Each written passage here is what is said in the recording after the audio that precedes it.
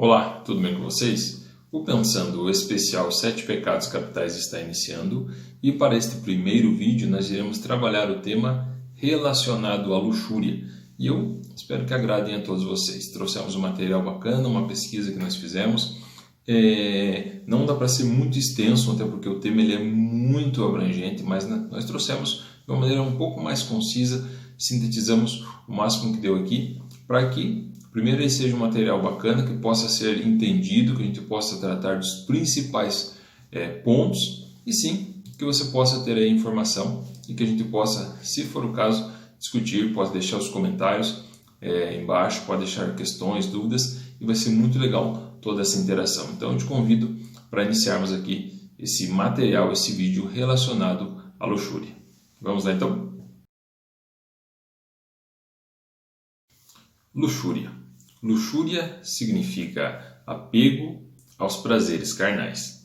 Luxúria, o termo luxúria, esta palavra, ela é um substantivo feminino com origem no latim luxuriae, que significa lascívia, libertinagem, concupiscência, sensualidade.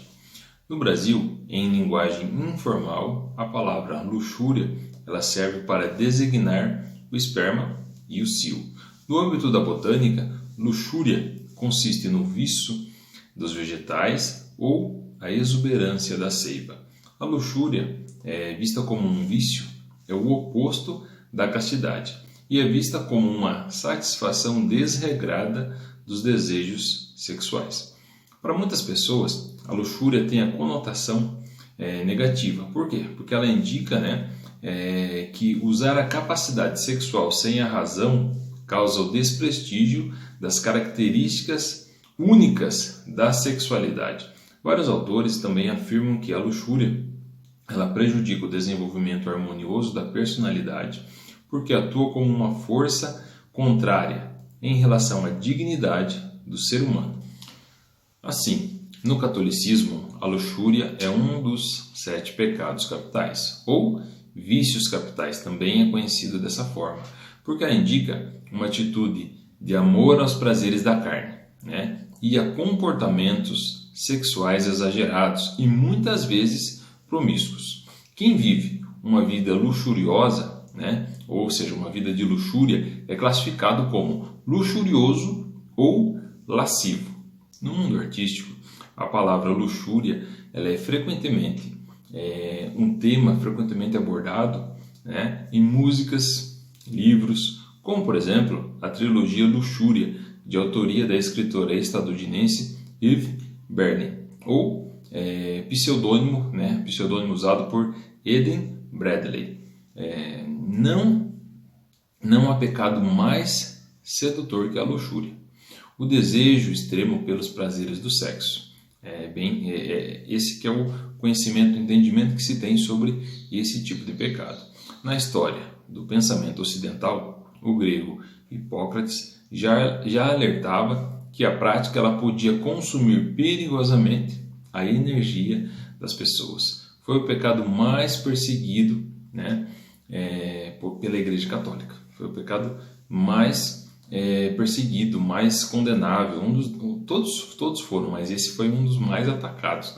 Por quê? Porque ele estimulava instintos que a Igreja achava que ela deveria combater, essencial o combate a esse tipo de pecado. Porém, se considerarmos a lista ou a sequência dos ciclos dos pecados na Divina Comédia, este que é uma das referências, este é o pecado mais brando. Por quê? Por quê? Porque quanto mais próximo ao fundo do inferno, mais condenável.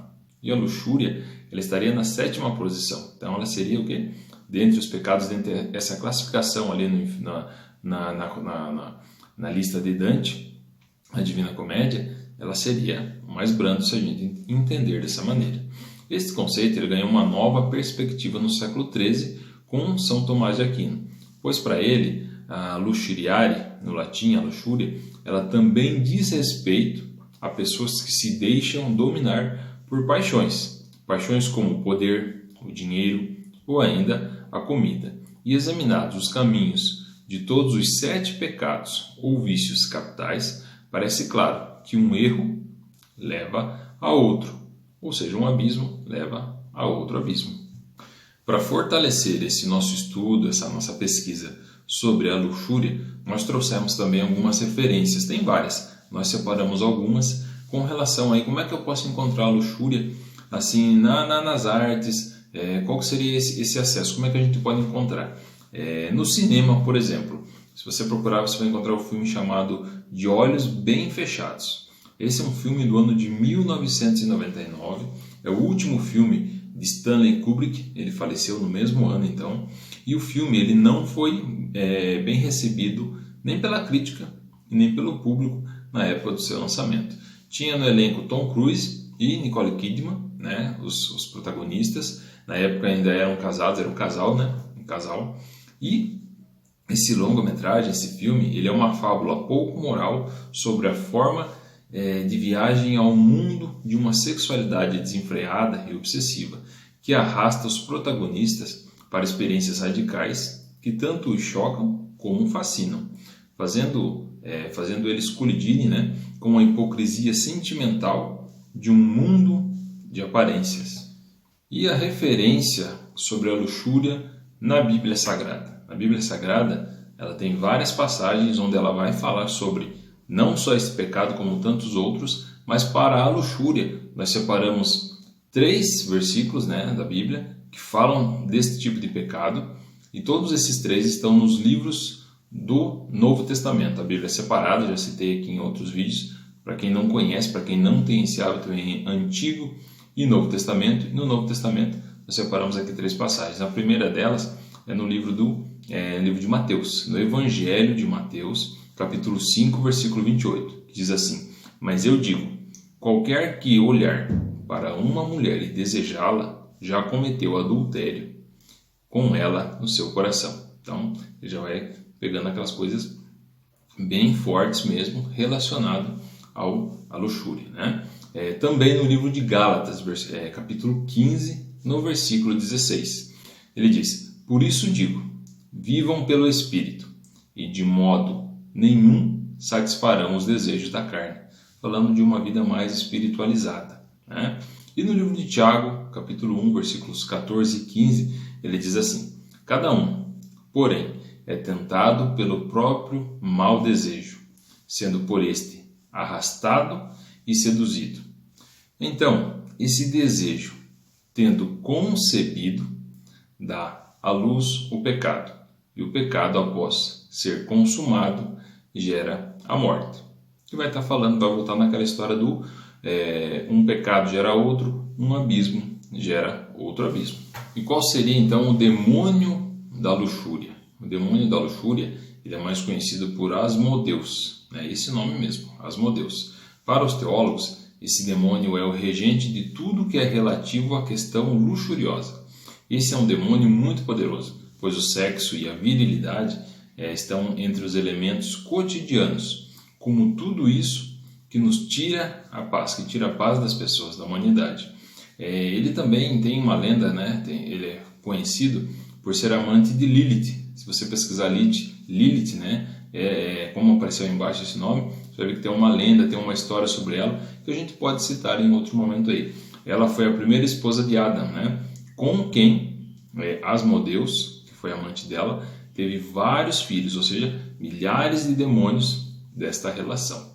Uma música também, são várias também, mas a gente trouxe um pedacinho, uma letra de uma música que fala sobre a luxúria. O nome da música é Erótica, da Madonna. Na tradução você vai encontrar assim: Erótica, erótica, né? Ela está cantando: Põe as suas mãos sobre todo o meu corpo, toda sobre mim, fazendo alusão ao comportamento luxurioso. Desde que os estudiosos, sejam filósofos, poetas, teólogos, o pessoal da igreja mesmo, começou a se debruçar, a estudar, procurar entender os pecados e a maneira de condução, a maneira de levar essa relação, né, de saber como levar toda essa relação. No caso do pessoal que estuda o comportamento, como conviver, no caso da igreja, tem aquelas maneiras de conduta, a gente sabe tudo o que aconteceu.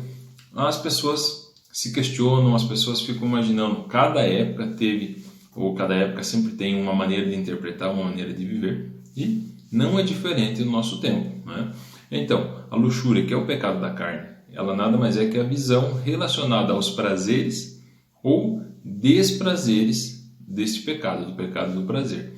A luxúria, ela não traz satisfação e plenitude, isso é uma ideia, mas escraviza a alma e conduz ao aniquilamento moral, né? Esse é um dos entendimentos que a gente tem para esta época aqui, correto? Nas palavras do Marquês de Sade, ele diz assim: a paixão da luxúria quer ser servida, ela exige, ela tiraniza, traz a ideia de que as pessoas elas são escravas do prazer, escravas deste pecado, considerando o mal. Entendendo a luxúria como uma maldição, já que nós estamos com essa visão, nos resta ainda a esperança do amor. E deu um dos questionamentos: ou seria também essa questão do amor mais uma grande ilusão? Outro questionamento seria mais assim: outra alternativa seria então a castidade.